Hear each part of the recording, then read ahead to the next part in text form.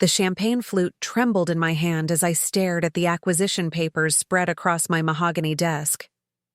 After 15 years of building my company from nothing, I was about to buy out the very business that had made my sister's husband feel so superior to me. The irony was delicious, but the path to this moment had been anything but sweet. I'd love to know which corner of the globe you're watching from. And if this story speaks to you, make sure to subscribe. Tomorrow's video is one you absolutely can't miss. Growing up in the suburbs of Denver, Colorado, I was always the odd one out in the Peterson family. While my older sister Rebecca excelled at everything that mattered to our parents, cheerleading, homecoming queen, dating the quarterback, I spent my afternoons hunched over computer manuals and teaching myself programming languages that didn't even exist in our high school curriculum. Our father, Robert Peterson, owned a small insurance agency downtown. He'd built it from scratch in the 1980s and took pride in his modest success. Our mother, Linda, had been the perfect corporate wife, organizing charity events and maintaining the family's social standing in our middle-class neighborhood. They both expected their daughters to follow conventional paths: college, marriage to a nice professional man, children, and a comfortable suburban life. Rebecca delivered on every expectation. She graduated from the University of Colorado with a communications degree, married her college boyfriend Marcus Williams right after graduation, and settled into a life that looked picture-perfect from the outside. Marcus had landed a position at a mid-sized accounting firm called Harrison & Associates, and within 5 years he'd worked his way up to senior partner.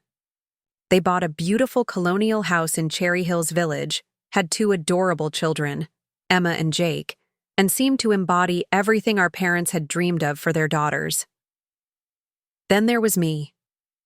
I'd always been fascinated by technology, even as a young girl. While Rebecca was practicing her cheerleading routines in our backyard, I was taking apart old radios and computers I'd find at garage sales, trying to understand how they worked. My parents tolerated this hobby, assuming it was just a phase I'd grow out of. They figured I'd eventually settle down like Rebecca and find a nice husband to take care of me. But I had different plans. After high school, I shocked everyone by choosing to study computer science at Colorado State University instead of pursuing what my mother called a more feminine degree. The decision created the first real rift in our family.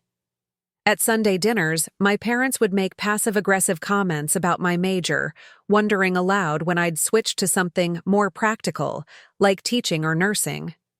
Rebecca, ever, the golden child, would sit there with a sympathetic smile, occasionally patting my hand and saying things like, "Martha will figure it out eventually. She's just going through a rebellious phase."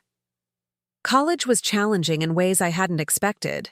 Not just academically, I thrived in my programming courses and database management classes, but socially.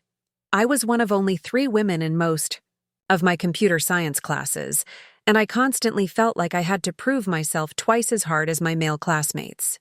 While they formed study groups and networking circles, I often found myself studying alone, working on projects that went far beyond the basic requirements. During my junior year, I developed a small software application that helped local businesses manage their inventory more efficiently. It was nothing revolutionary, but it worked well and solved a real problem.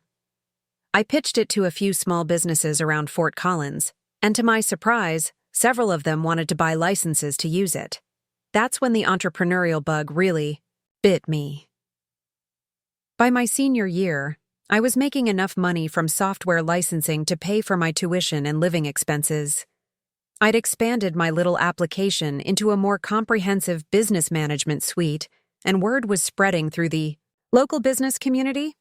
I was barely sleeping, dividing my time between classwork and coding, but I'd never been happier. My family, however, didn't share my enthusiasm.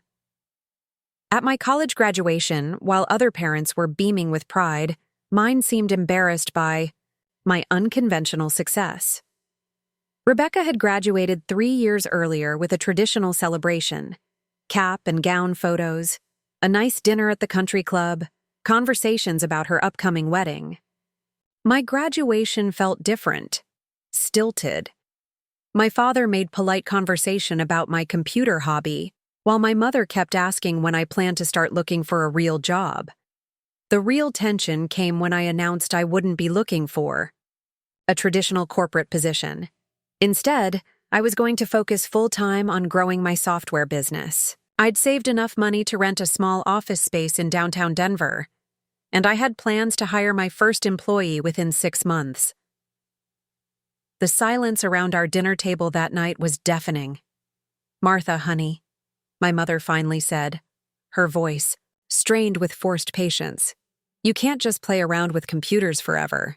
You need stability, benefits, a retirement plan." My father nodded gravely. "Your mother's right. This software thing is fine as a side project, but you need to think about your future. Marcus could probably get you an interview at his firm. They're always looking for someone to handle their computer systems." The suggestion that I should work under my brother-in-law, doing basic IT support instead of building my own company, felt like a slap in the face. But it was Rebecca's response that really stung. "Dad's just trying to help," she said, her tone dripping with condescension. "Martha, I know you think you're going to be the next Steve Jobs or something, but most of these little startup companies fail within the first year. Wouldn't it be smarter to get some real work experience first?" That conversation set the tone for the next several years of family gatherings. Rebecca and Marcus would arrive in their luxury sedan, talking about Marcus's latest promotion, their children's achievements at private school, their vacation to Europe. Meanwhile, I'd show up in my practical Honda Civic, usually exhausted from working 16-hour days, trying to explain why I couldn't afford to take time off for extended family visits. The contrast became even more stark as Marcus's career continued to flourish. Harrison and Associates was growing rapidly, taking on bigger corporate clients and expanding their services. Marcus had a talent for client relations and business development, and his income reflected his success. By the time their son Jake started kindergarten, Rebecca was driving a BMW and wearing designer clothes to family functions. My parents couldn't hide their preference. Every conversation seemed to include subtle comparisons between my sister's conventional success and my risky business venture. They'd praise Marcus's steady career advancement and Rebecca's beautiful home, then turn to me with concerned expressions and ask if I was sure about this computer thing. The worst part was that Rebecca seemed to relish these comparisons. She'd never directly insult my choices, but her comments were carefully crafted to sound supportive while actually being deeply condescending. "I just worry about Martha working so hard for something so uncertain," she'd tell our parents within my earshot. "I mean, I admire her ambition, but at some point, you have to be realistic about your limitations." Or, "Marcus says the tech industry is really volatile right now. Maybe Martha should consider getting some traditional business experience before she gets too invested in this startup idea." The family disappointment label wasn't applied all at once. It grew gradually, through 1,000 small comments and comparisons.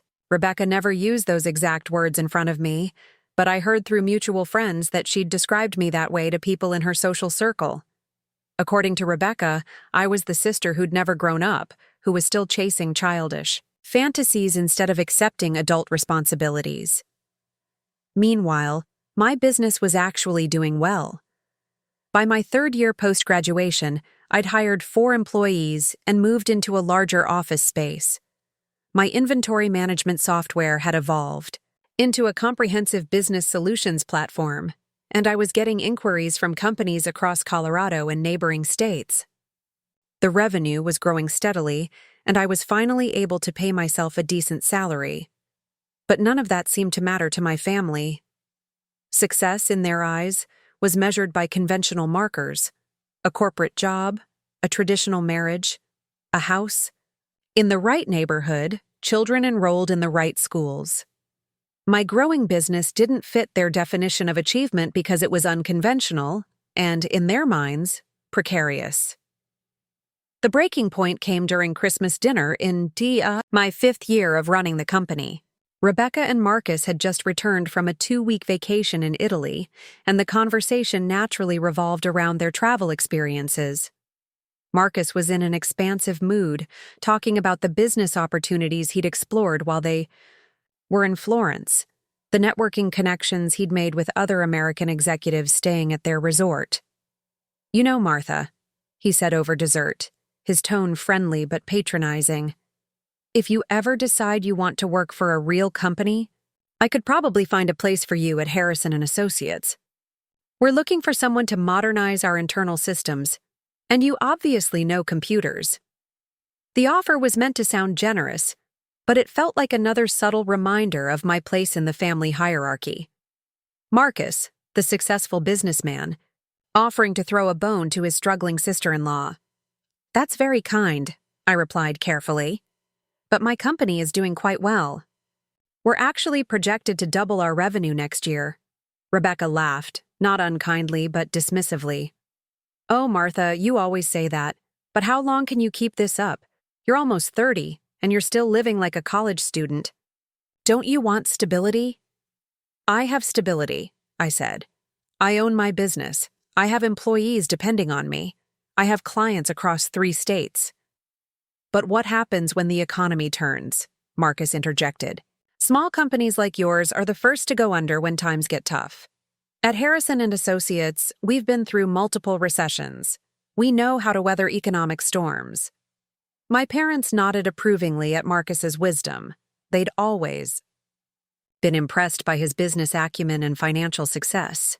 In their eyes, he represented everything they wanted for their daughters: security, respectability, and conventional achievement. That night, as I drove home to my modest apartment, I made a decision that would change everything. I'd been conservative, with my business growth focused on steady expansion and sustainable revenue. But Rebecca and Marcus's condescension had lit a fire in me. I was tired of being seen as the family disappointment, the sister who couldn't get her act together. A lot of love and effort went into bringing this story to life. If you're enjoying it, we'd be so grateful if you'd subscribe to our channel. Now back to where we left off. Over the next 6 months, I took calculated risks that I'd been avoiding for years. I hired a sales team and began aggressively pursuing larger corporate clients. I invested in marketing and began attending industry conferences across the country. Most importantly, I started developing a new software platform that would revolutionize how mid-sized businesses manage their operations. The work was grueling. I was putting in 18-hour days, living on coffee and determination. My social life disappeared entirely, and I rarely saw my family except for mandatory holiday gatherings. But the results spoke for themselves. By the end of that year, my company's revenue had tripled, and I was fielding calls from Fortune 500 companies, interested in licensing my software. Rebecca and Marcus, meanwhile, seemed blissfully unaware of my growing success. They were focused on their own lives, Marcus's continued advancement at Harrison and Associates, their children's activities, their plans to renovate their kitchen. At family gatherings, they still treated me with the same mixture of pity and condescension, still made subtle suggestions about settling down and finding a real career. But I was building something they couldn't understand or dismiss much longer. And I had a feeling that their perception of the family disappointment was about to change dramatically. The transformation didn't happen overnight, but when it did, it was spectacular. By year 7 of running my company, TechFlow Solutions had become one of the fastest-growing software companies in the Rocky Mountain region. What started as a simple inventory management tool had evolved into a comprehensive enterprise resource planning platform that major corporations were paying millions to implement. The breakthrough came when DataCorp, a Fortune 500 logistics company, reached out about licensing my software for their entire North American operation. The contract was worth more than I'd made in the previous 3 years combined. Suddenly, I wasn't just running a small business. I was competing with industry, giants like SAP and Oracle. With the DataCorp success story as leverage, other major clients followed. Manufacturing companies, retail chains, and service organizations were all struggling with the same problem. They needed sophisticated business management software, but the existing solutions were either too expensive or too complicated for their needs. My platform filled that gap perfectly. I moved TechFlow Solutions into a gleaming office building in downtown Denver's tech district. The space was modern and impressive.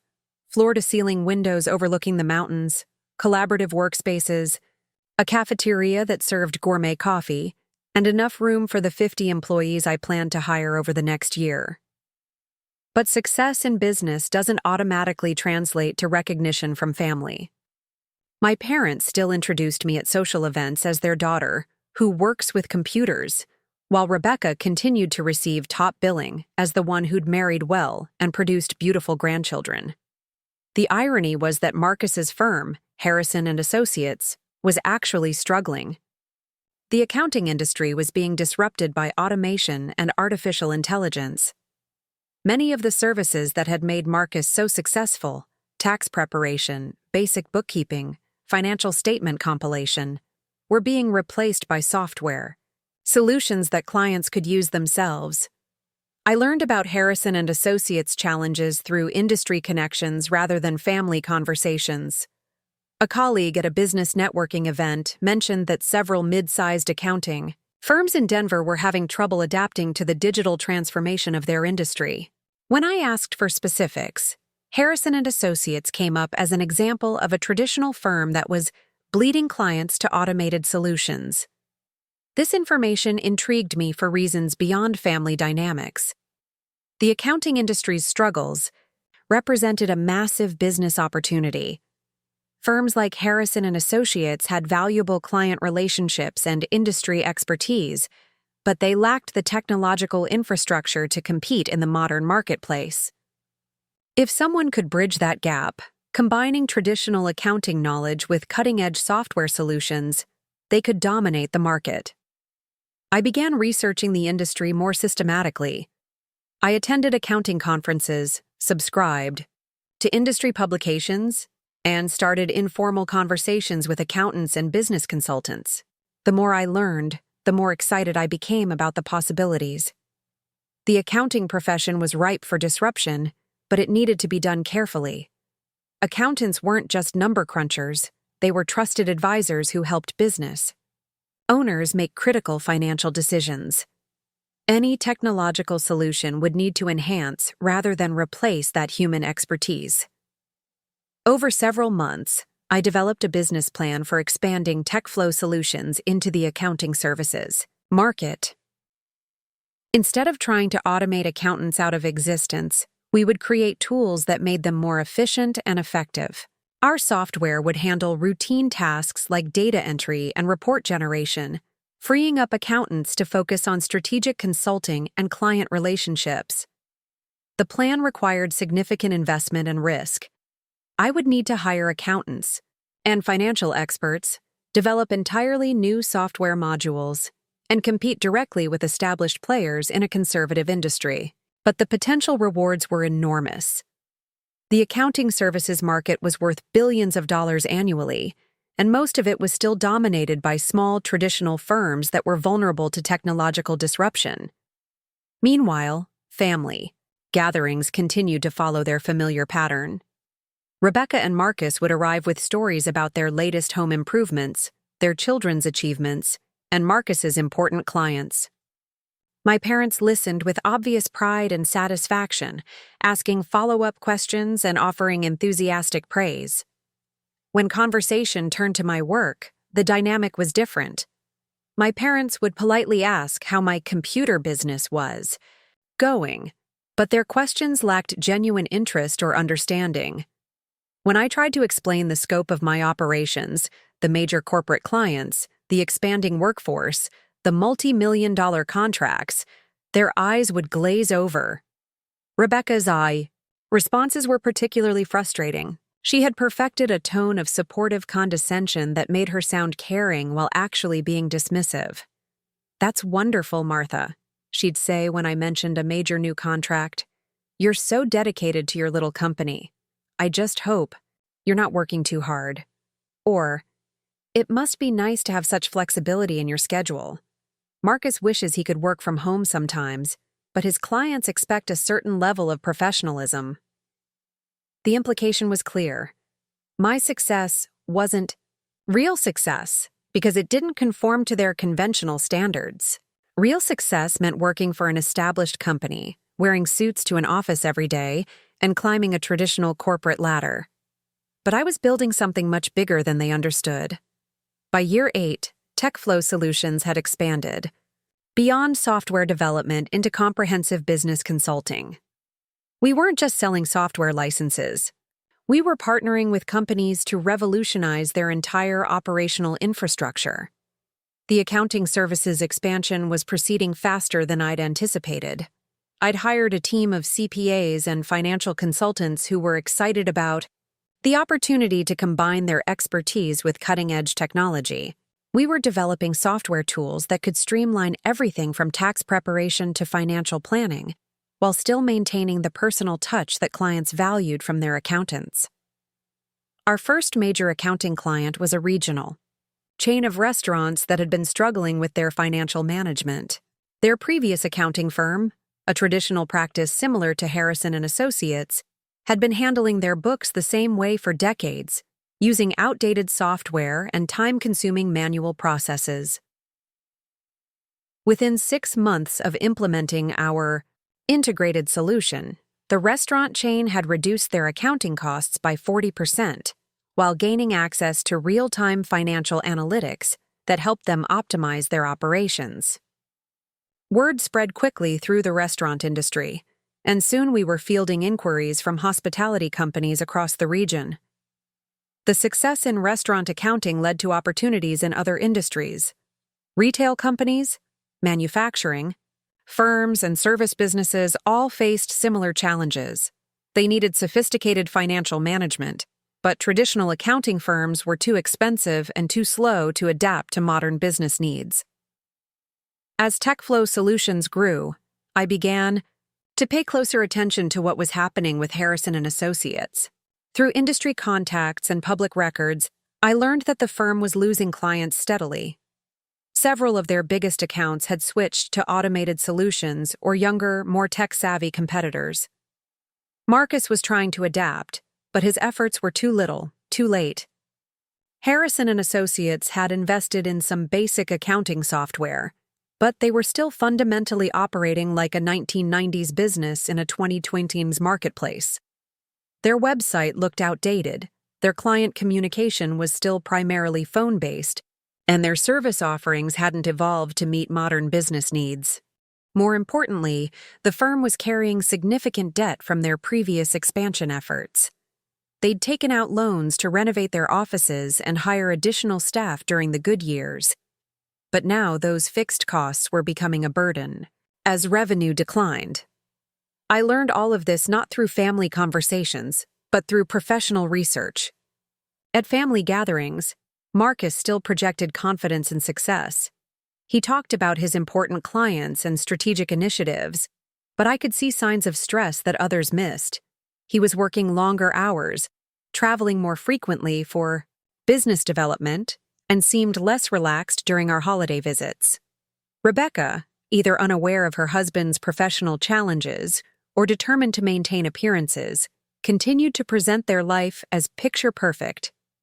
She talked about their upcoming vacation to Costa Rica, their daughter's acceptance to a prestigious private high school, and their plans to add a swimming pool to their backyard. The contrast between perception and reality fascinated me. Here was my family, still treating me as the irresponsible sister who'd never found her place in the world, while I was building a multi-million-dollar company that was disrupting the very industry that had made them feel so superior. The opportunity to acquire Harrison and Associates first presented itself through a business broker who specialized in accounting firm mergers and acquisitions. He'd heard about TechFlow Solutions' expansion into accounting services and thought we might be interested in purchasing an established firm to accelerate our growth. "There's a mid-sized firm in Cherry Hills Village that might be perfect," he told me during our initial phone conversation. "They've got a solid client base and good reputation, but they're struggling with the technology transition. The partners are looking for an exit strategy." When he mentioned the firm's name, I had to set down my coffee cup to keep from spilling it. Harrison and Associates. The irony was almost too perfect to believe. The firm that had symbolized everything my family valued, stability, respectability, conventional success, was now available for purchase by the family disappointment they'd spent years pitying. I spent the next several weeks conducting due diligence on Harrison and Associates. I reviewed their financial statements, analyzed their client base, and assessed their operational infrastructure. What I found confirmed everything I'd suspected. The firm was profitable but declining, with outdated systems and an aging client base that was gradually moving to more modern solutions. But there was real value there. Harrison and Associates had relationships with over 300 business clients, many of whom had been with the firm for decades.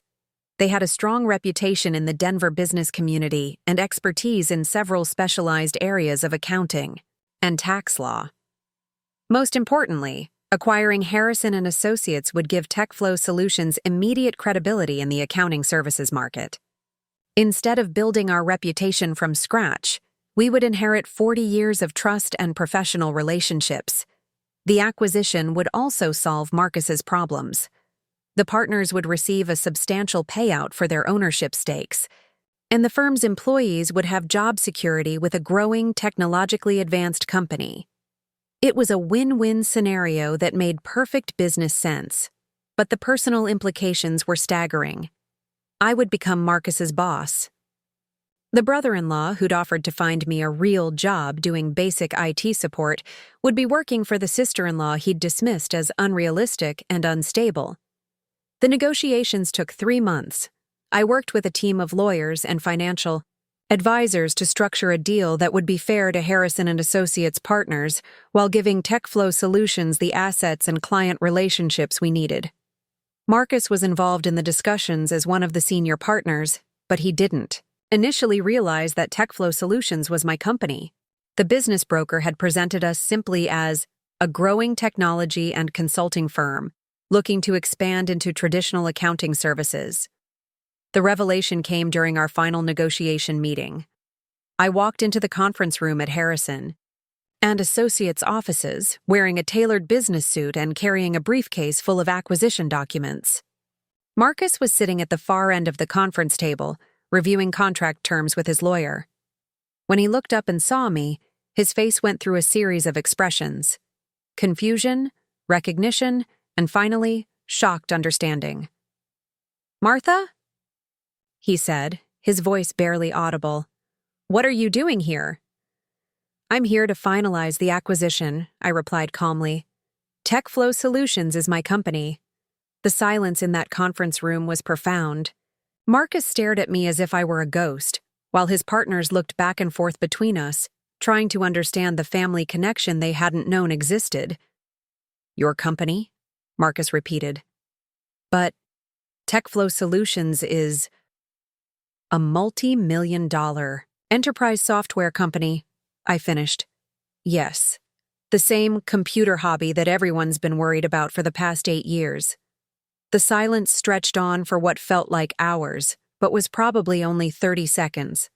Marcus's lawyer cleared, his throat and shuffled papers, trying to break the tension that had suddenly filled the conference room. The other Harrison and Associates partners exchanged glances, clearly uncomfortable with the personal drama that had just erupted during what should have been a straightforward business transaction. "Perhaps we should take a brief recess," suggested Richard Harrison, the firm's founding partner and Marcus's mentor. "This seems like it might require some family discussion." Marcus nodded slowly, still staring at me with an expression I couldn't quite read. Shock, certainly. Embarrassment, probably. But there was something else there, too. Maybe the first glimmer of respect I'd ever seen from him. "No," I said firmly. "This is a business meeting, and we should conduct it as such." Personal relationships don't change the fundamentals of this acquisition. I opened my briefcase and pulled out the final contract documents. TechFlow Solutions is prepared to offer $12 million for Harrison and Associates, including all client contracts, intellectual property, and physical assets. The deal includes retention bonuses for all current employees and partnership opportunities for qualified staff members who want to grow with our expanded organization.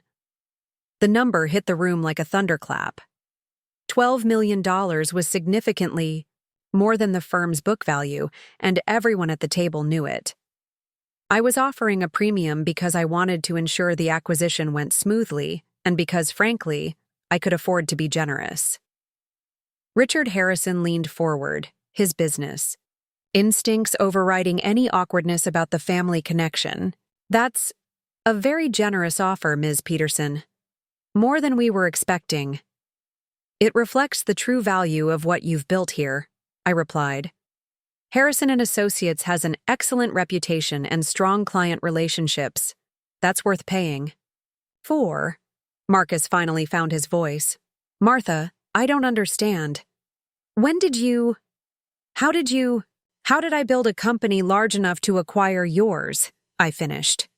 "The same way you built your career, Marcus. Hard work, smart decisions, and taking advantage of opportunities when they present themselves." The meeting continued for another 2 hours as we worked through the details of the acquisition. Marcus participated in the discussions, but he seemed distracted, still processing the revelation that his sister-in-law, the family disappointment, was about to become his boss. The financial terms were straightforward. Each partner would receive a cash payout based on their ownership percentage, with Marcus's share coming to just over $2 million.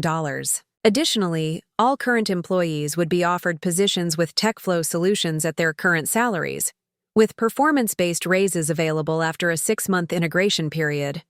What made the deal particularly attractive was our expansion plan. Instead of downsizing Harrison and Associates, we intended to grow it aggressively. The traditional accounting services would continue under the Harrison and Associates brand, but we'd integrate them with TechFlow's technology platform to create a comprehensive business services offering that no competitor could match. By the time we shook hands on the deal, Marcus had regained some of his composure. "I have to admit, Martha, this is not how I expected this day to go." "I imagine not," I replied diplomatically. "But I think you'll find that working with TechFlow Solutions will be an exciting opportunity. We have big plans for the accounting services division." The real challenge, I knew, would come later. Specifically, it would come the following Sunday at our family's weekly dinner, when Rebecca and my parents learned about the acquisition. I spent the week preparing for that conversation. Part of me was tempted to let Marcus break the news himself, but I decided it would be better coming from me. This was my moment to finally set the record straight about what I'd accomplished and who I'd become. Sunday dinner at my parents' house had been a Peterson family tradition for as long as I could remember. Every week, Rebecca and Marcus would arrive with their children, we'd eat my mother's pot roast, and the conversation would follow its predictable patterns. Marcus would talk about his work, Rebecca would share news about the kids' activities, and my parents would beam with pride at their successful daughter and son-in-law. That particular Sunday started no differently. Rebecca arrived wearing a new designer dress, chattering about Emma's acceptance to the Honor Society and Jake's performance in his travel baseball league. Marcus seemed quieter than usual, but no one else appeared to notice. "How was your week, dear?" my mother asked me as we sat down to eat. "Actually, it was quite eventful," I said. TechFlow Solutions completed a major acquisition. We bought an established accounting firm here in Denver. My father looked mildly interested. "That's nice, honey. Diversifying your business, are you?" "Something like that." I took a breath. "We acquired Harrison and Associates." The reaction was immediate and dramatic. Rebecca dropped her fork with a clatter. My mother's eyes went wide. My father stopped chewing mid-bite and stared at me. Harrison and Associates? Rebecca repeated. But that's Marcus's firm. Yes, I said calmly. It is, or rather, it was. TechFlow Solutions is now the parent company.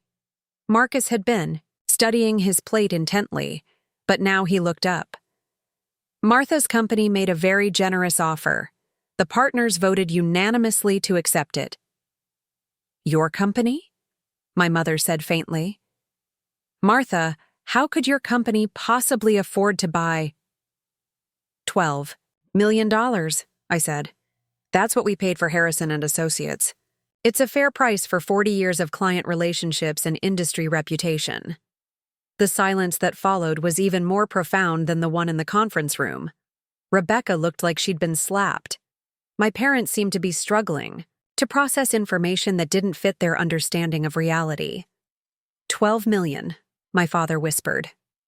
Martha, what exactly is this company of yours? For the first time in my adult life, I had my family's complete, undivided attention. No polite disinterest, no patronizing smiles, no subtle suggestions that I should find something more stable to do with my life. Just stunned, focused attention. TechFlow Solutions is an enterprise software and business consulting company, I explained. We develop and implement technology solutions for major corporations across North America. Our clients include Fortune 500 companies, and our annual revenue last year was just over $40 million. Rebecca's face had gone pale. $40 million? Our projected revenue for this year is $60 million, not including the Harrison and Associates acquisition, I continued.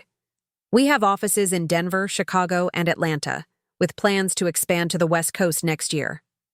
My mother reached for her water glass with a shaking hand.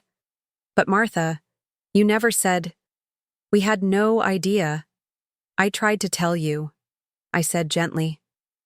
For years, I tried to explain what I was building.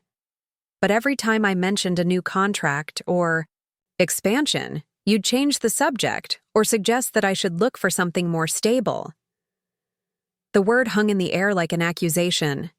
My parents exchanged glances, and I could see them replaying years of conversations in their minds, remembering all the times they'd dismissed my achievements or suggested I wasn't living up to my potential. Rebecca was the first to find her voice, again. But you live in that little apartment, and you drive that old Honda. I live simply because I reinvest most of my profits back into the company, I explained. And the Honda gets me where I need to go. I never saw the point in expensive status symbols. Unlike some people, I didn't add, but the implication was clear. Marcus cleared his throat. Martha's been very professional about the whole acquisition. The transition plan is excellent, and I think Harrison and Associates will be stronger as part of TechFlow Solutions. I appreciated his attempt to smooth things over, but the damage to his ego was obvious. The man who'd offered to find me a real job was now acknowledging that my company was acquiring his. What does this mean for your job? Rebecca asked Marcus, her voice tight with concern. I'll be the Regional Director of Traditional Accounting Services, Marcus replied. It's actually a promotion, with a significant salary increase and equity participation in TechFlow Solutions. That was true, though it had taken some negotiation to structure the role in a way that preserved Marcus's dignity while making it. Clear that he now reported to me. I had no interest in humiliating him, but the chain of command needed to be unambiguous. You're going to work for Martha? Rebecca asked, as if she still couldn't quite believe what she was hearing. We're going to work together, I corrected diplomatically. Marcus has valuable expertise that will help us expand our accounting services division. This acquisition is about combining traditional accounting knowledge with modern technology to create something better than either could achieve alone. My father was still staring at me like he was seeing me for the first time. Martha, I owe you an apology. We all do. We never understood what you were accomplishing. You understand now, I said simply. That's what matters. The rest of dinner passed in a kind of subdued amazement. My parents asked tentative questions about my business, clearly trying to reconcile this new information with their previous assumptions about my life. Rebecca remained mostly quiet, occasionally glancing at Marcus as if seeking reassurance that their world hadn't completely turned upside down. Emma and Jake, Rebecca's children, seemed oblivious to the adult drama unfolding around them. They chattered about school and friends and summer vacation plans, providing a welcome buffer of normalcy in an otherwise surreal conversation. As we were clearing the dishes, Rebecca pulled me aside in the kitchen. "Martha, I need to apologize," she said, her voice barely above a whisper. I haven't been fair to you over the years." "It's okay, Rebecca. You couldn't have known." "No, it's not okay," she interrupted. "I should have been more supportive.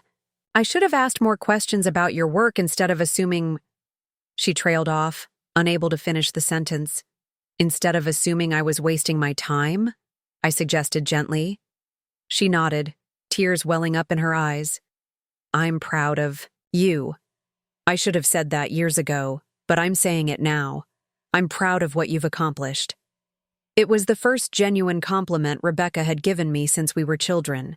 Despite everything that had happened between us, it meant more to me than she could possibly know.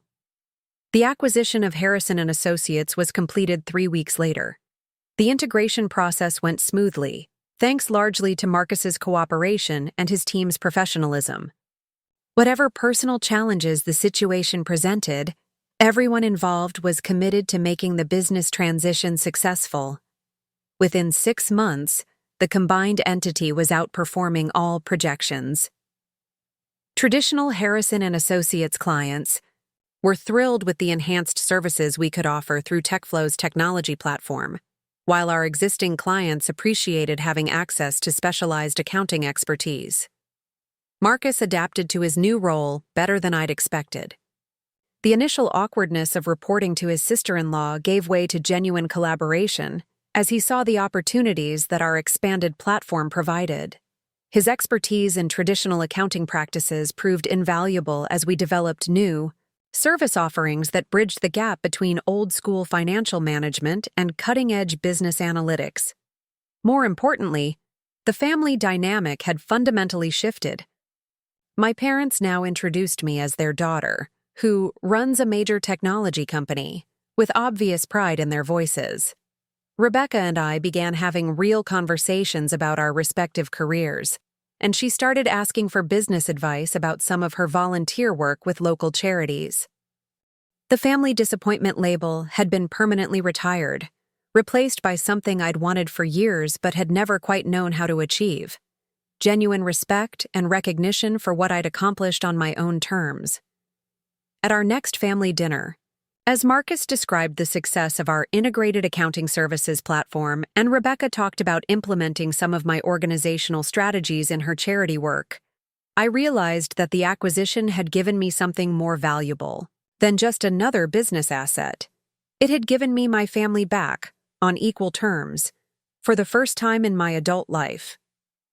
6 months after the acquisition, I was sitting in my corner office reviewing quarterly reports when my assistant knocked on the door. "Martha, there's a call for you on line 3. It's someone from Forbes magazine." Forbes. I'd been expecting this call for weeks, ever since TechFlow Solutions had been nominated for their Most Innovative Mid-Size Companies list. The journalist wanted to do a feature story about our rapid growth and the Harrison & Associates acquisition, particularly focusing on how we were disrupting traditional business services. The interview lasted 2 hours. The journalist, Sarah Mitchell, was thorough and well-prepared. She'd researched our company history, spoken with several clients, and even interviewed some of our competitors about the impact we were having on the industry. "What I find fascinating," Sarah said near the end of our conversation, "is that you've managed to grow this company while maintaining such a low public profile. Most CEOs at your level are constantly in the media, speaking at conferences, building their personal brand. You've been almost invisible." "I prefer to let the work speak for itself," I replied. Building a sustainable business has always been more important to me than building a personal reputation. That's refreshing, but it's also unusual. Don't. You think increased visibility could help attract more clients and investors? It was a fair question, and one I'd been wrestling with lately. TechFlow Solutions had reached a size where strategic partnerships and major investment opportunities required a certain level of industry recognition. The Forbes article would be a step in that direction. The article was published 3 weeks later, with my photo on the magazine's website and a 5-page spread about TechFlow Solutions' quiet revolution in business services. The headline read, "The Stealth CEO, How Martha Peterson Built a $60 million Empire While Flying Under the Radar." The response was immediate and overwhelming. Within days of publication, my phone was ringing constantly with calls from potential clients, investors, and journalists wanting follow-up interviews. The company's website traffic increased by 400%, and our sales team was suddenly fielding inquiries from Fortune 100 companies that had never heard of us before. But the most interesting reaction came from my family. My mother called me at work the day the article went live online. "Martha, honey, your father and I just read the Forbes article. We had no idea how important you'd become." Important. It was an interesting word choice, and it revealed something about how my parents viewed success. They'd always understood that Rebecca was important because she'd married someone important and lived an important-looking life. Now they were beginning to grasp that I'd achieved importance through a completely different path. The article sparked conversations I'd never had with my extended family. Cousins I hadn't spoken to in years were suddenly calling to congratulate me. My Uncle Frank, who'd always been dismissive of my computer stuff, wanted to know if TechFlow Solutions could help modernize his small manufacturing business. Most surprisingly, Rebecca called to ask if I'd speak at a fundraising event for the children's hospital where she volunteered. "They're looking for successful local business people to inspire donors," she explained. "I immediately thought of you." The idea of giving a public speech about my business success made me nervous. But I agreed. Rebecca had been making genuine efforts to support my career since learning about the acquisition, and I wanted to reciprocate. The fundraising gala was held at the Ritz-Carlton downtown, with about 300 attendees representing Denver's business and social elite. Rebecca had secured me a prime speaking slot right after dinner and before the main auction began. Standing at the podium, looking out at a sea of faces that included many of my new corporate clients, I felt a moment of surreal reflection. 5 years earlier, most of these people wouldn't have known my name or cared about my opinions. Now they were listening intently as I spoke about entrepreneurship, innovation, and the importance of supporting healthcare initiatives. "Building a business is a lot like supporting a cause you believe in," I told the audience. "It requires vision, persistence, and the willingness to invest in something bigger than yourself. Tonight, we're investing in the health and well-being of children in our community, which is infinitely more important than any corporate success story." The speech was well received, and the event raised over $2 million for the hospital. Afterward, several attendees approached me with business cards and invitations to other networking events.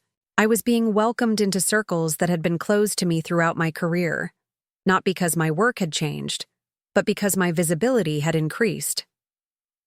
Marcus found me during the cocktail reception that followed the dinner.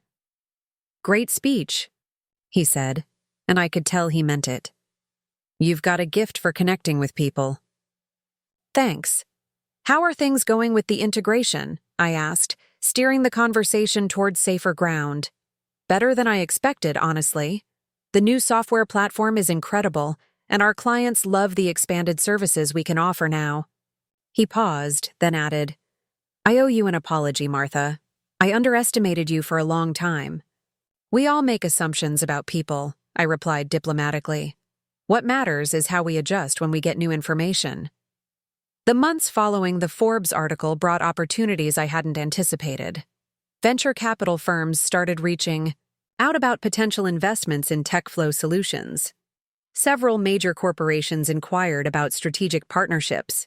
Most intriguing, I received a call from the acquisition team at a multinational consulting firm that was interested in purchasing TechFlow solutions for a sum that would have seemed impossible just a few years earlier. The offer was $180 million, with performance incentives that could push the total value above $200 million. It was enough money to set me up for life, with plenty left over to start new ventures or invest in other promising companies. But the decision wasn't just about money. TechFlow Solutions had become more than a business to me. It was proof of concept for everything I'd believed about technology's potential to transform traditional industries. Selling now would provide financial security, but it would also mean giving up control of the vision I'd spent a decade building. I spent weeks analyzing the offer, consulting with advisors, and considering the implications for my employees and clients. The acquiring company had a good reputation and seemed committed to maintaining TechFlow's culture and growth trajectory. They were offering retention packages for key employees and promising to continue our expansion plans.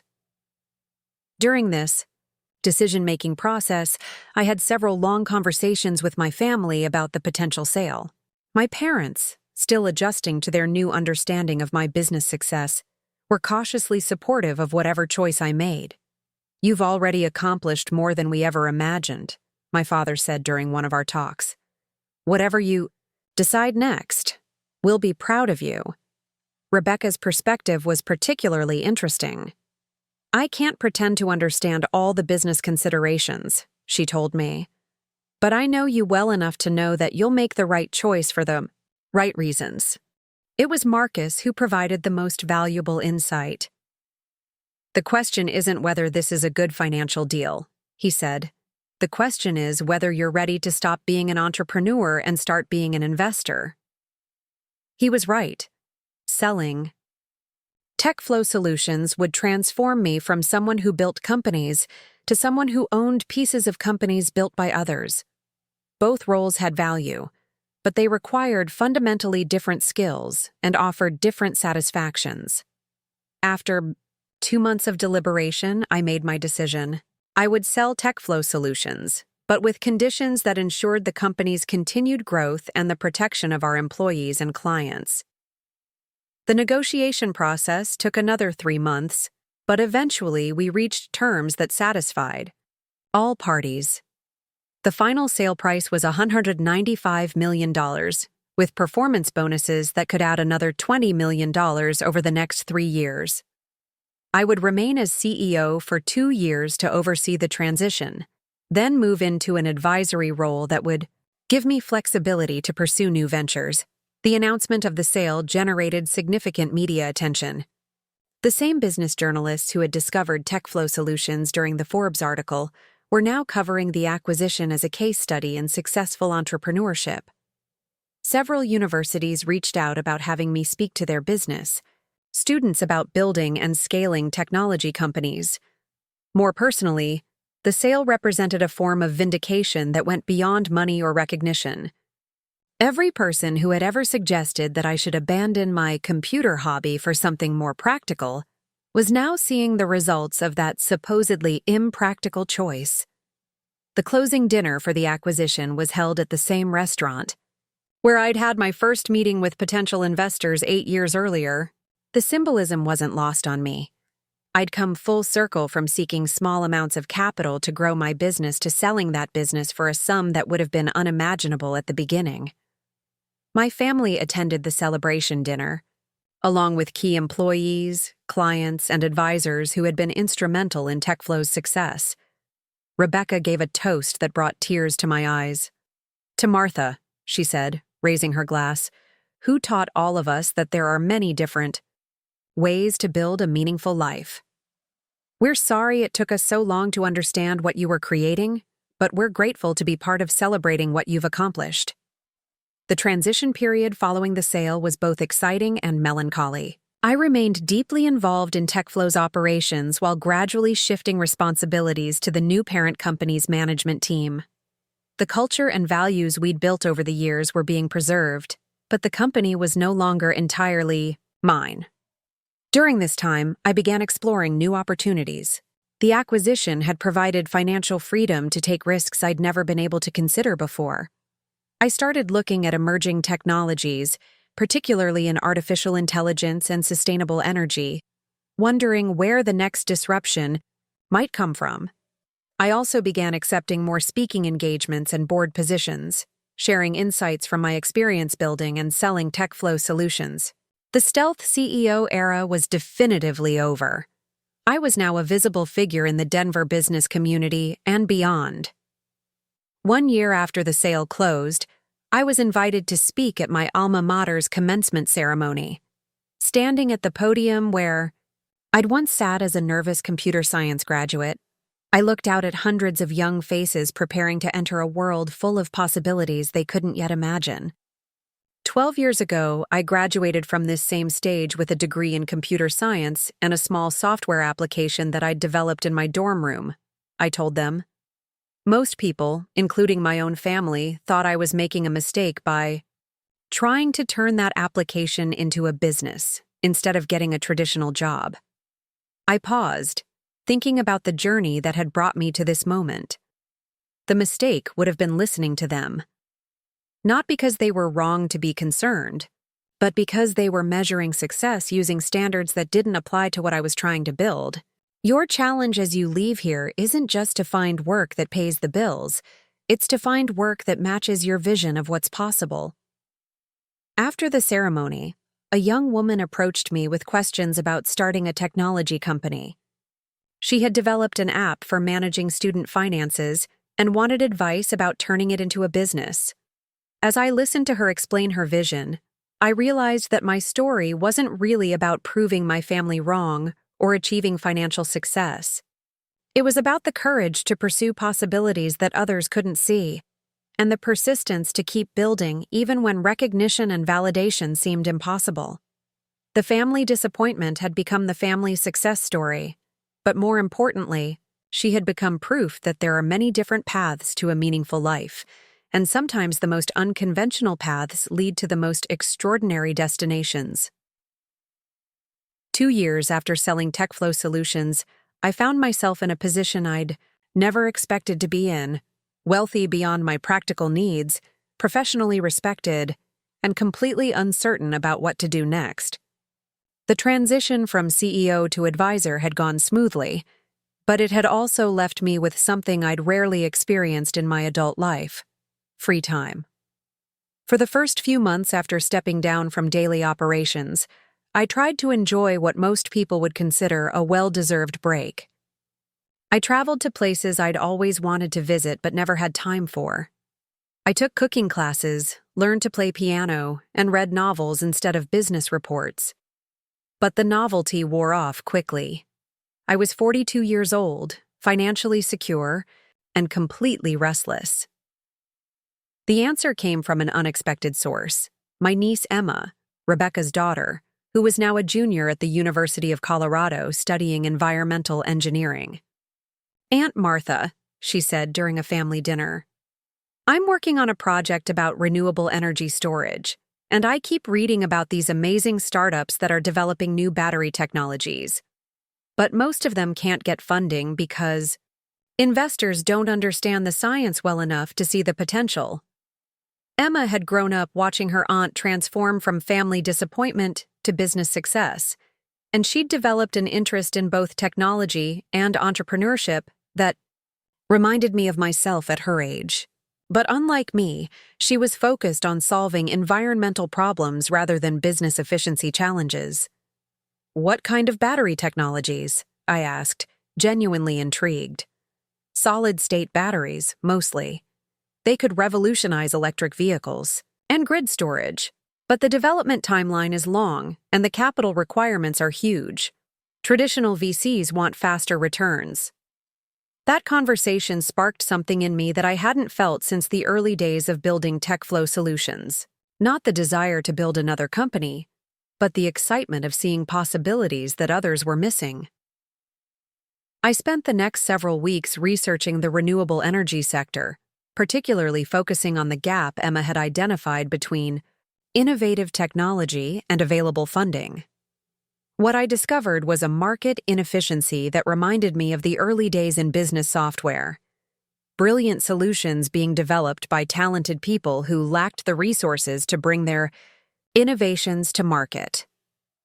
The clean energy transition represented the kind of fundamental shift that creates enormous opportunities for early investors. But most venture capital firms were focused on software and biotech, sectors they understood better than materials science and energy storage. This mismatch between available capital and promising technologies gave me an idea for my next venture, a specialized investment fund focused on clean energy innovations, particularly those involving advanced materials and energy storage.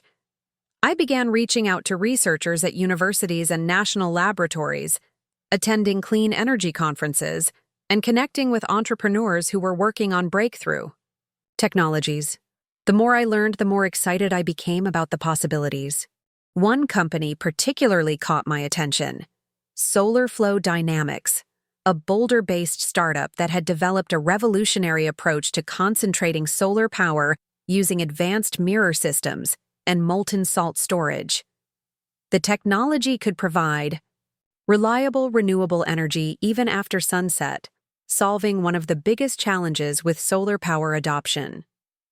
The founders, Dr. Lisa Chen and Dr. James Rodriguez, were brilliant researchers who had spun their technology out of the National Renewable Energy Laboratory. They had working prototypes and preliminary agreements with several utility companies, but they needed $50 million to build their first commercial-scale facility.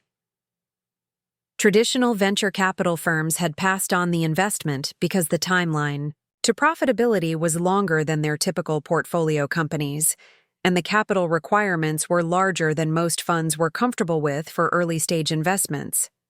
I saw an opportunity to apply everything I'd learned about scaling technology companies to a completely different industry. More importantly, I saw a chance to be part of solving what was arguably the most important challenge of our generation. After months of due diligence, I made my first major investment as an individual, $15 million for a 25% stake in Solar Flow Dynamics, with an option to lead their Series B funding round if they hit certain technical and commercial milestones. The investment required more than just money. Lisa and James were exceptional scientists, but they needed help with business strategy, operational scaling, and navigating the complex regulatory environment around utility-scale renewable energy projects. I joined SolarFlow's board and began working closely with the team to develop their commercialization strategy. It was energizing to be involved in building something again, but with a completely different dynamic than I'd experienced as a CEO. Instead of being responsible for every aspect of the business, I could focus on the strategic and operational challenges where my experience was most valuable. The work also reconnected me with the part of entrepreneurship I'd always loved most: the process of taking an innovative idea and figuring out how to turn it into something that could change the world. 6 months after my investment, Solar Flow Dynamics secured a contract to build their first commercial facility for a utility cooperative in Arizona. The project would demonstrate their technology at scale and provide the proof of concept needed to attract additional customers and investors. The success with Solar Flow led to other opportunities. Word spread through the clean energy community that there was a new investor who understood both technology and business scaling. I began receiving pitches from companies working on everything from advanced wind turbine designs to breakthrough approaches for capturing carbon from the atmosphere. Each potential investment required deep research into technologies that were far outside my original expertise. I found myself learning about materials science, thermodynamics, and atmospheric chemistry, subjects I'd never expected to need as a business software entrepreneur. But the analytical skills I'd developed in technology and business were surprisingly transferable. Whether evaluating a new software platform or a novel battery chemistry, the fundamental questions were similar. Does the technology work? Is there a real market need? Can the team execute their vision? How will they compete against existing solutions? Within 18 months, I had invested in 7 clean energy companies, ranging from early-stage research projects to more mature businesses preparing for major commercial deployments. The portfolio represented about $80 million in committed capital, making me one of the more active individual investors in the clean energy space. The investments were performing well, but more importantly, they were contributing to solutions for climate change. SolarFlow Dynamics had completed their Arizona facility and was negotiating contracts for 3 additional projects. Another portfolio company, Atmos Capture, had demonstrated their direct air capture technology at pilot scale and received interest from several oil companies looking to offset their carbon emissions. During this period, my relationship with my family continued to evolve. Rebecca had begun asking for my advice on financial planning and investment decisions. My parents, who had once worried about my unconventional career choices, now proudly told their friends about their daughter, the clean energy investor. Marcus had thrived in his role at the company that acquired TechFlow Solutions and had been promoted to manage their entire Western region operations. The awkwardness of our initial business relationship had evolved into mutual respect and even friendship. But it was Emma who provided the most interesting perspective on my new career direction. "You know what I think is cool about what you're doing now?" she said during one of our regular coffee meetings. "You're not just making money anymore. You're using your success to solve problems that actually matter." Her comment made me realize something important about this phase of my career. The satisfaction I was getting from clean energy investing was different from what I'd experienced building TechFlow Solutions. Building my own company had been about proving myself and achieving financial security. This new work was about using the resources and credibility I'd earned to address challenges that were bigger than any individual business success. The recognition came from unexpected directions.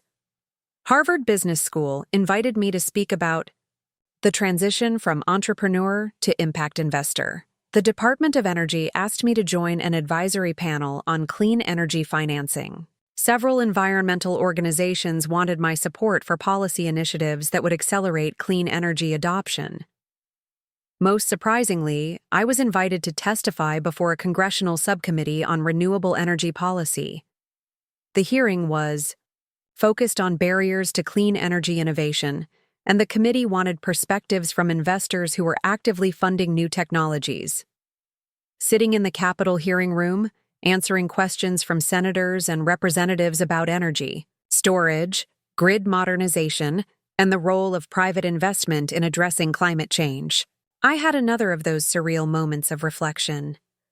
20 years earlier, I'd been a college student learning to code in my dorm room. 10 years earlier, I'd been trying to convince my family that my small software company was worth taking seriously. Now I was being asked to advise Congress on national energy policy. The hearing went well, and several committee members followed up with additional questions about specific policy recommendations. My testimony was quoted in several major newspapers, and I received invitations to participate in other policy discussions. But the most meaningful response came from Emma, who had watched the hearing online. "Aunt Martha," she texted me afterward, "watching you today made me realize something. You didn't just overcome being called the family disappointment. You turned that experience into fuel for becoming exactly the person you were meant to be." Her insight was more profound than she probably realized. The years of being underestimated and dismissed by my family hadn't just motivated me to prove them wrong. They had taught me to see opportunities that others missed, and to persist when conventional wisdom suggested giving up. Those same skills that had helped me build TechFlow Solutions were now helping me identify promising clean energy technologies before they became obvious to mainstream investors. The ability to recognize potential in unconventional places had become my greatest professional asset. As I continued building my clean energy investment portfolio, I began thinking about creating a more formal structure for this work. Individual investments were allowing me to support promising companies, but establishing an actual fund would enable me to deploy capital more systematically and partner with other investors who shared my vision. The idea of launching Peterson Clean Energy Ventures began taking shape during conversations with several institutional investors who were interested in the clean energy space but lacked the technical expertise to evaluate opportunities effectively. By combining my technology background, business experience, and growing network in the clean energy community, I could create something unique. An investment fund that truly understood both the science and the business challenges of scaling clean energy innovations. The fund would be different from traditional venture capital in several important ways. We would be willing to make larger investments in companies with longer development timelines. We would provide not just capital but also strategic support for navigating the complex regulatory and technical challenges of the energy industry. Most importantly, we would measure success not just by financial returns, but by impact on accelerating the clean energy transition. 3 years after selling TechFlow Solutions, I was ready to begin building something new again. Not another company this time, but a platform for supporting the entrepreneurs and innovators who were working to solve the defining challenge of our time.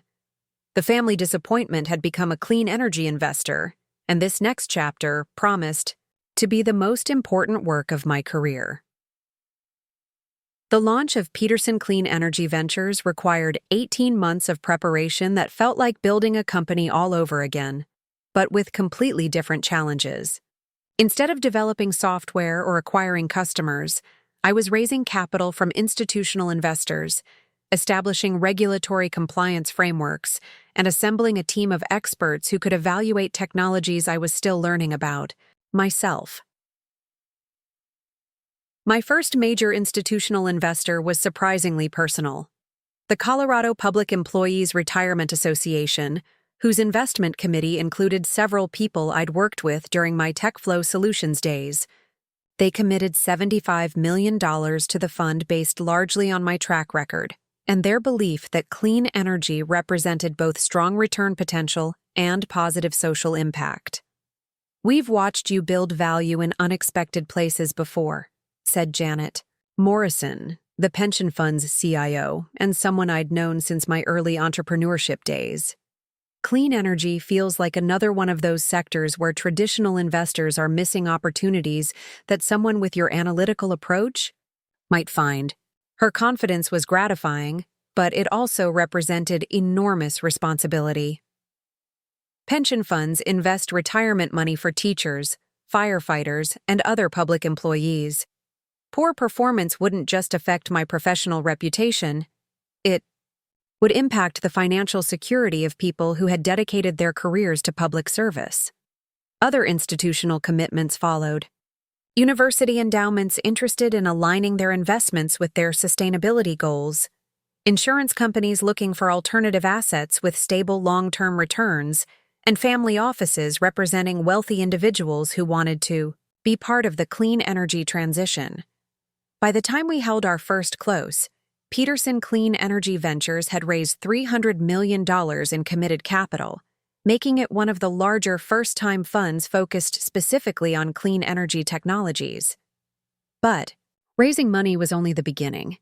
The real challenge was deploying that capital effectively to support innovations that could genuinely accelerate the transition to sustainable energy systems.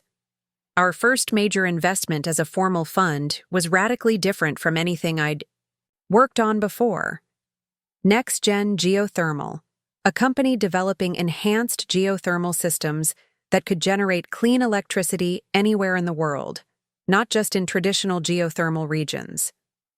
The technology involved drilling deep into the Earth's crust and using advanced hydraulic techniques to create artificial geothermal reservoirs in areas where natural ones didn't exist. If successful, it could provide baseload renewable energy that wasn't dependent on weather conditions like solar and wind power. Dr. Sarah Kim, NextGen's founder and CEO, was a former petroleum engineer who had spent 15 years perfecting drilling techniques for oil companies before applying those same skills to geothermal energy. Her team had successfully demonstrated their enhanced geothermal approach at pilot scale. But scaling to commercial deployment required $80 million in funding, more than most venture capital firms were willing to invest in an unproven technology. The investment decision required months of technical due diligence that pushed my understanding of geology, thermodynamics, and drilling engineering far beyond anything I'd needed to know as a software entrepreneur. I hired consultants, visited drilling sites, and spent days with Sarah's team learning about reservoir engineering and power generation systems. What convinced me to lead the investment wasn't just the technology, though that was impressive. It was Sarah's approach to solving complex technical problems, which reminded me of my own methodology when developing business software. Break down enormous challenges into manageable components, test solutions systematically, and iterate based on real-world feedback. Peterson Clean Energy Ventures invested $25 million in Next-Gen Geothermal's Series B round, joining other investors who brought the total funding to $85 million. The capital would fund construction of their first commercial facility in Nevada, where they plan to demonstrate enhanced geothermal at utility scale. While NextGen was developing their Nevada project, I was already evaluating our next major investment opportunity. Ocean Power Technologies, a company that had developed floating platforms capable of generating electricity from ocean waves. Wave energy had always been considered one of the most challenging forms of renewable power to commercialize. The ocean environment was harsh, maintenance was difficult and expensive, and previous attempts to harness wave energy had largely failed due to technical problems or economic constraints. But Ocean Power Technologies had solved many of these challenges through innovative engineering and advanced materials. Their floating platforms were designed to survive hurricane-force conditions while generating consistent electricity from normal wave action. More importantly, they had developed automated maintenance systems that could operate for months without human intervention. The company's CEO, Michael Torres, was a former Navy submarine engineer who understood both the opportunities and challenges of ocean-based systems. His team had successfully operated demonstration platforms off the coasts of Oregon and Hawaii, proving that their technology could generate power reliably in real ocean conditions. The investment thesis was compelling. Oceans covered 70% of the Earth's surface and contained enormous amounts of untapped energy. Wave patterns were more predictable than wind or solar conditions, potentially providing more reliable renewable power. And coastal areas, where most of the world's population lived, were ideal locations for wave energy installations. After 6 months of technical and commercial due diligence, Peterson Clean Energy Ventures led a $40 million Series C round for Ocean Power Technologies. The funding would support deployment of their first commercial wave farm off the California coast, consisting of 20 interconnected platforms capable of powering 15,000 homes. Managing these investments required a completely different skill set than I'd developed during my TechFlow Solutions days. Instead of focusing on software development cycles and customer acquisition metrics, I was now tracking drilling progress, regulatory approval processes, and grid interconnection timelines. The work was immensely challenging, but also deeply satisfying, in ways that business software had never been. Every successful project represented not just financial returns, but actual progress towards solving climate change and reducing dependence on fossil fuels. The learning curve was steep and continuous. Each investment required understanding new scientific principles, regulatory frameworks, and market dynamics. I found myself studying everything from materials science to maritime law, depending on which portfolio companies needed strategic support. But the most rewarding aspect of this work was witnessing breakthrough moments when innovative technologies overcame technical barriers that had seemed insurmountable. Solar Flow Dynamics, my first clean energy investment before launching the formal fund, achieved one of these breakthrough moments when their Arizona facility began operating at full capacity. The plant was generating clean electricity during peak demand hours, even after sunset, proving that their concentrating solar technology with molten salt storage could provide reliable renewable power around the clock. The success in Arizona led to contracts for 6 additional solar flow facilities across the Southwest, representing over $2 billion in committed projects. More importantly, it demonstrated that solar power could finally compete with natural gas for providing dispatchable electricity, power that could be turned on and off as needed to match demand. Next-gen geothermal achieved their own breakthrough when their Nevada facility began producing electricity from enhanced geothermal systems. The plant was generating 50 megawatts of clean power from artificial geothermal reservoirs that Sarah's team had created in previously unsuitable geology. The Nevada success validated enhanced geothermal as a viable technology and led to development agreements for projects in 12 states where traditional geothermal wasn't possible. If fully developed, these projects could provide thousands of megawatts of baseload renewable energy across the American West. Ocean Power Technologies faced more complex challenges in deploying their California wave farm, largely due to regulatory hurdles and environmental review processes that were designed for traditional offshore installations rather than innovative renewable energy systems. But Michael Torres and his team persevered through 2 years of regulatory approvals, environmental assessments, and stakeholder consultations. When their wave farm finally began operating, it became the first commercial-scale wave energy installation in the United States.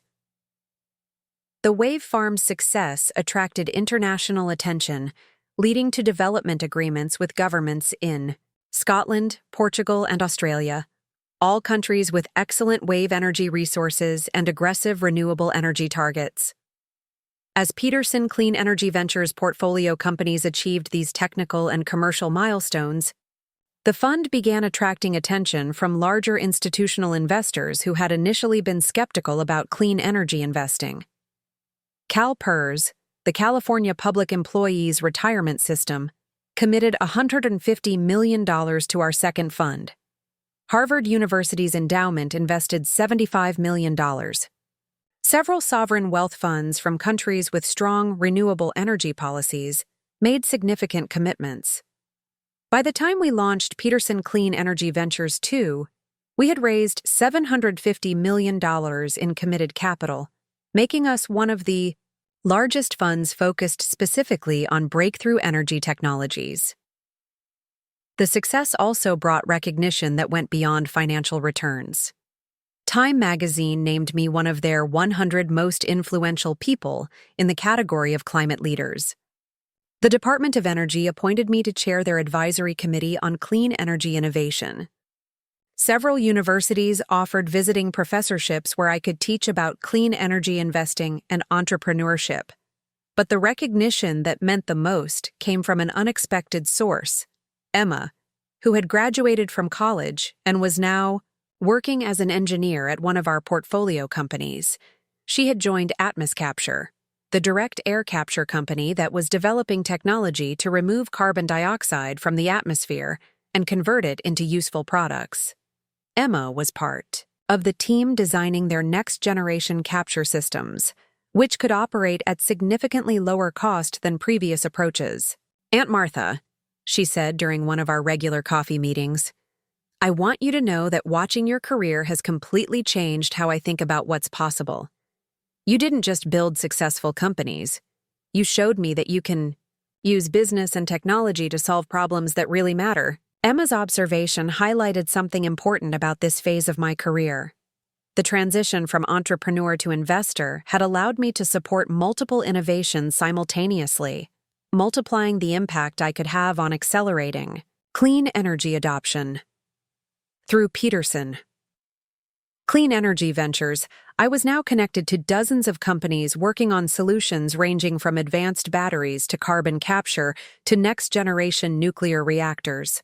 Each investment represented a bet on technologies that could help address different aspects of the climate challenge.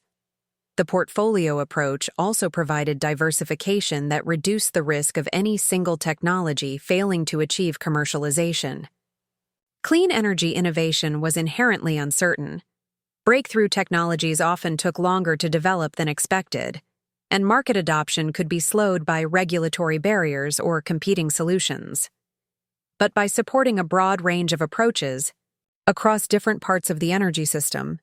Peterson Clean Energy Ventures was positioned to benefit from whichever technologies proved most successful, while contributing to overall progress regardless of which specific solutions achieved the greatest market penetration. 5 years after selling TechFlow solutions, I had found my calling in work that combined everything I'd learned about technology, business, and scaling innovative solutions, but applied to challenges that were literally reshaping the world's energy infrastructure. The journey from family disappointment to clean energy investor had taken 20 years, but each phase had built on the previous one in ways I couldn't have anticipated when I first started teaching myself programming languages in my college dorm room.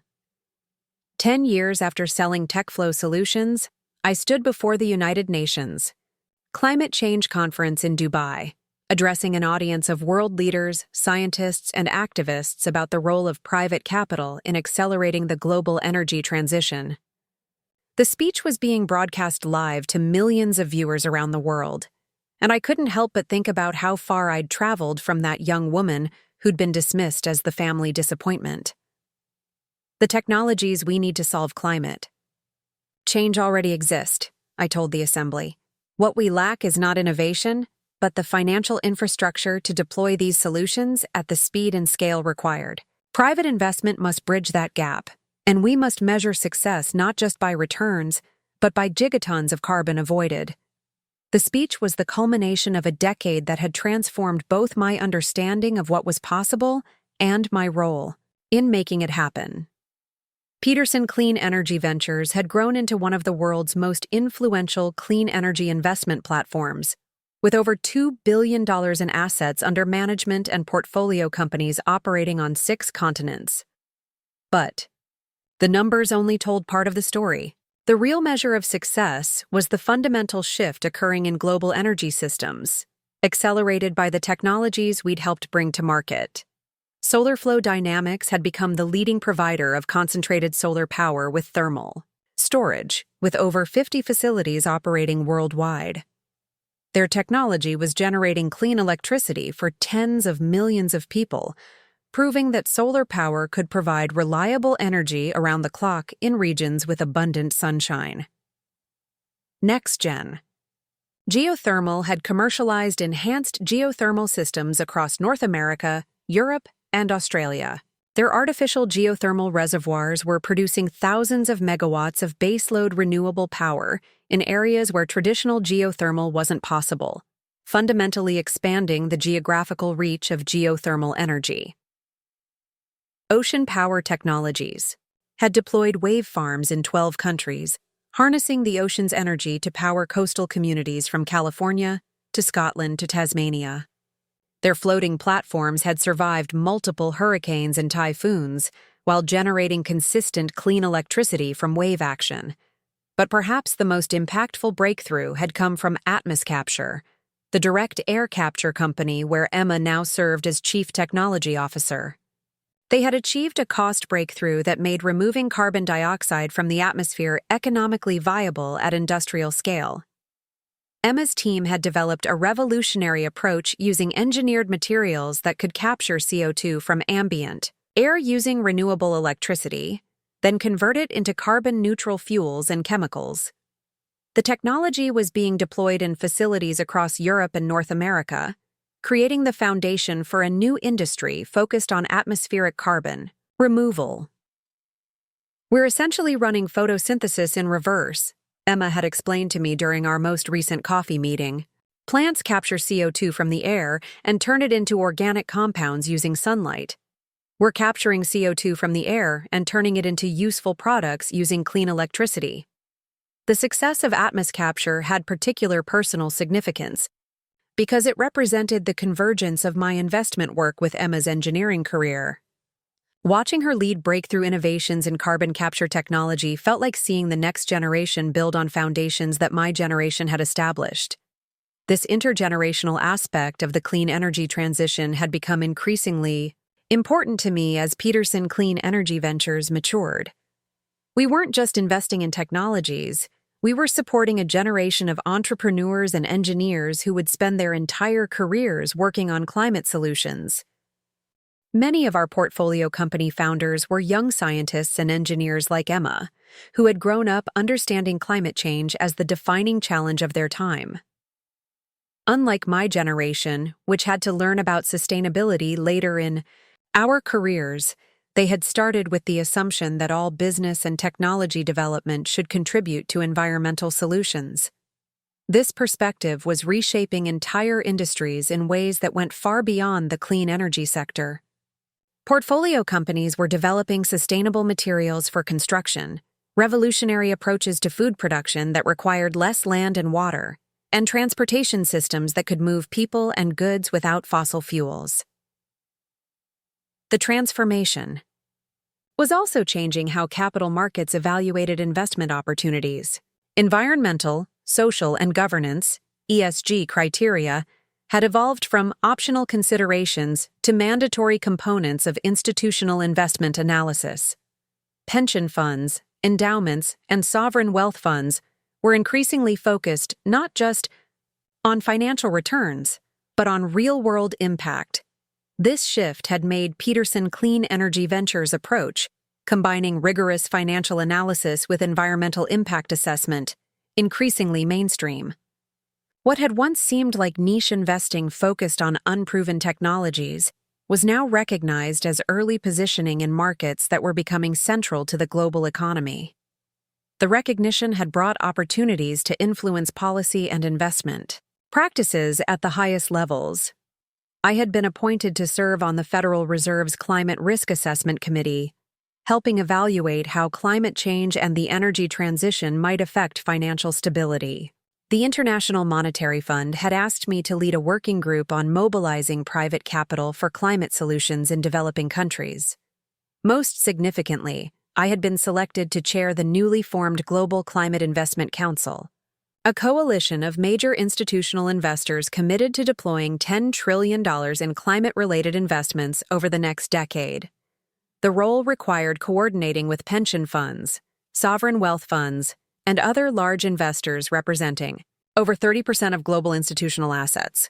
"Martha," said Christine Lagarde, the European Central Bank president, during our first council meeting, "your experience proving that climate investments can generate strong returns while solving critical problems makes you exactly the right person to lead this initiative." The work was complex and sometimes frustrating, as it required building consensus among institutions with different investment philosophies, risk tolerances, and geographic priorities. But the potential impact was enormous, channeling trillions of dollars toward solutions that could fundamentally reshape global energy and transportation systems. During this period, my relationship with my family had reached a level of mutual respect and understanding that I'd never expected to achieve. Rebecca had become genuinely interested in clean energy investing and had started incorporating sustainable investing principles into her own financial planning. "I've been thinking about what you said at Emma's graduation," she told me during our last conversation, "about how the most important work is often the kind that other people don't understand at first. I wish I'd been more supportive when you were starting out." "You're supportive now," I replied. "That's what matters." Marcus had thrived in his role with the company that acquired TechFlow Solutions and had recently been promoted to lead their international expansion. More importantly, he had become genuinely interested in the intersection of traditional business practices and sustainability, often seeking my advice on environmental initiatives at his company. My parents, now in their 80s, had lived to see their daughter become one of the most influential people in global climate finance. They attended my speeches when their health permitted and proudly displayed framed articles about Peterson Clean Energy Ventures in their living room. "We always knew you were special," my mother had said recently, though we both knew that wasn't entirely accurate. "We just didn't understand what kind of special you were."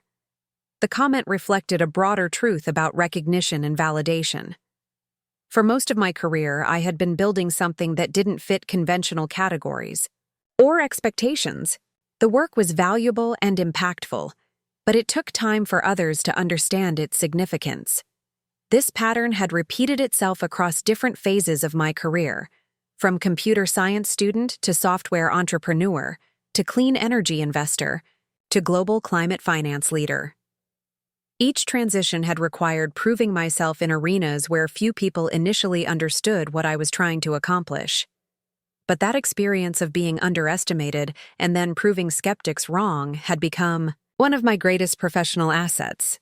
It had taught me to recognize opportunities that others missed, to persist through periods when progress seemed impossible, and to maintain confidence in my vision even when external validation was lacking.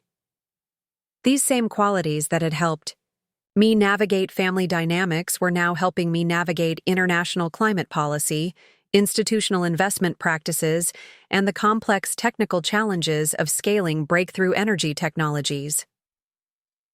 The Global Climate Investment Council's first major initiative was launching a $500 billion fund focused on clean energy infrastructure in emerging markets. The project required coordinating with governments, development banks, and private investors across dozens of countries, each with different regulatory frameworks and economic priorities. Leading this initiative brought me full circle to some of the same challenges I'd faced when first building TechFlow solutions, convincing skeptical stakeholders that innovative approaches could solve long-standing problems, managing complex technical projects with uncertain timelines, and building consensus among groups with different interests and perspectives. But the scale was dramatically different. Instead of convincing individual companies to adopt new software, I was now working to convince entire countries to adopt new approaches to energy infrastructure financing. The Emerging Markets Fund achieved its first major success when we financed a revolutionary solar plus storage project in Kenya that would provide reliable electricity to 2 million people who had never had access to the electrical grid. The project used advanced battery systems developed by one of our portfolio companies, combined with locally manufactured solar panels and innovative financing structures that made clean energy more affordable than diesel generators. Similar projects followed in India, Brazil, Mexico, and Nigeria, demonstrating that clean energy technologies could leapfrog traditional fossil fuel infrastructure in developing countries, just as mobile phones had leapfrogged landline networks in the 1990s. Each successful project generated momentum for additional investments, creating a positive feedback loop that was accelerating clean energy adoption worldwide.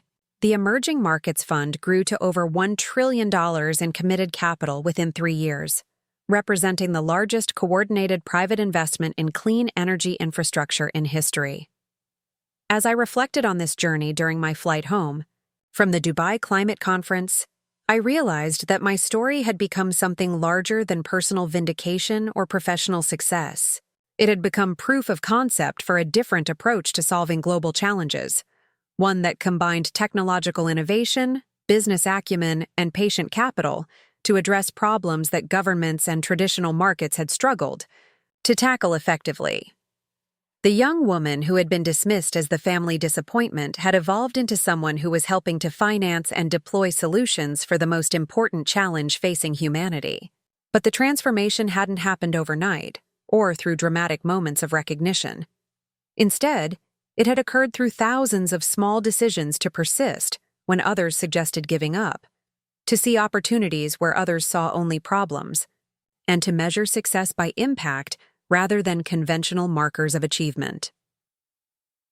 25 years after graduating from college with a computer science degree and a small software application, I had learned that the most meaningful work often requires building something that doesn't fit existing categories, solving problems that others don't yet understand, and maintaining faith in possibilities that won't be validated until long after the work begins.